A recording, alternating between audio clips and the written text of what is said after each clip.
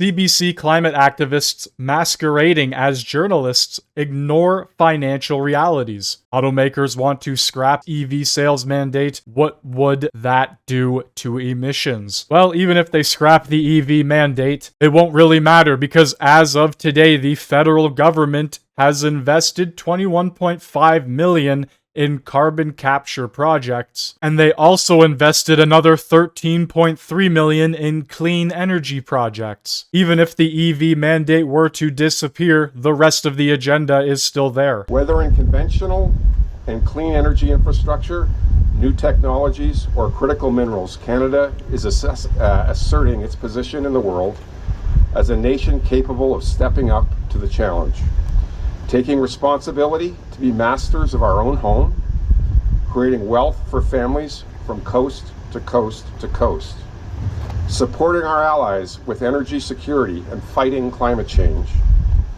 and trading according to our own interests, not just based on who are our closest customers. They don't know what the fuck they're doing. Do you understand that? Let's say you're a business and you want to reach out to new customers. Okay, that's fine. That doesn't mean you should turn around and spit in the face of your closest customers. This is such a ridiculous way of thinking. And how can we be masters in natural resources when Alberta had to freeze the industrial carbon price at $95 a ton? Which, by the way, was supposed to reach 170 by the end of this decade. I also need to point out that the industrial carbon tax is still in place and has not gone anywhere. This government loves to talk out of both sides of its mouth. You can't be an energy superpower while simultaneously cutting everybody off at their knees who is trying to advance in the energy sector. And to the person who is from Ontario that had their Toyota SUV stolen, it has been sold in Nigeria. This is a video from May 17th. Highlander 2022 model,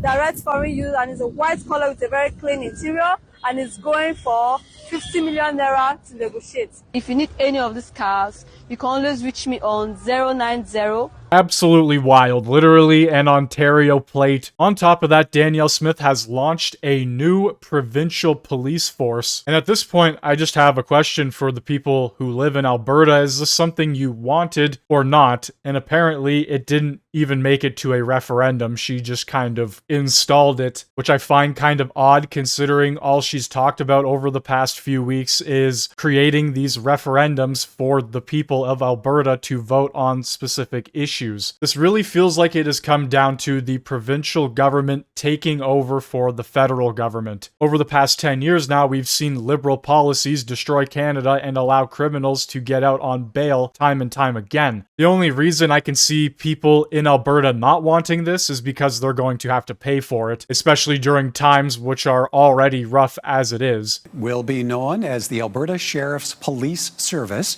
and headquartered out of Calgary. The Premier says for now it is not meant to replace the RCMP and will work alongside existing law enforcement, and municipalities will have the option to contract the new service for local policing needs instead of the Mounties. Lisa, I'll start with you. A new chief has been named. The Premier says the agency will operate as an independent Crown corporation and it will run separately from government with civilian oversight. What do you see the government setting in motion here? Well, this is something that absolutely nobody wants. Okay, well, I'm not going to take her word for it. This is CTV News, and it wouldn't shock me if they have an agenda against the current leadership in Alberta, because time and time again, we've seen them have a pretty blatant one against the Conservatives on a federal level. And the UCP promised, the Premier promised consultation. In fact, she promised a referendum, but she's acting first and consulting never.